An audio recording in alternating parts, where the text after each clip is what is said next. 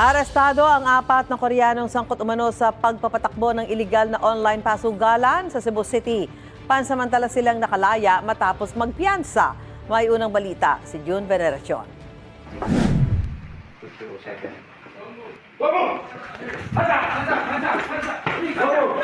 Sinalakay ng PNP Anti-Cybercrime Group ang isang condo unit sa Cebu City sa bisa ng warrant to search, seize and examine computer data.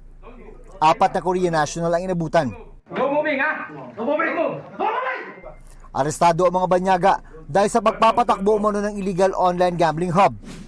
Kumpiskado ang ilang digital device at iba pang ebidensya. Aside from the tipster, so nagkaroon tayo ng cyber patrolling, then ground validations through surveillance.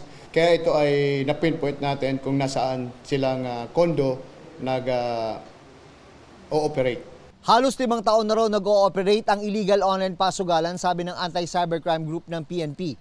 Tinatayang nasa 10 milyong piso ang kita ng grupo kada buwan dahil mas lamang daw ang talo kesa panalo ng mga tumataya.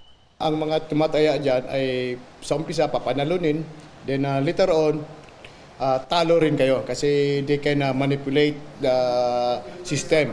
Sinampahan ng mga Koreano ng reklamong illegal gambling, kaugnay ng Cybercrime Prevention Act ng 2012. Wala pang pahayag ang mga suspect na pansamantalang pinalaya matapos magbayad ng piyansang 120,000 pesos bawat isa. Ito ang unang balita. June Veneracion para sa GMA Integrated News.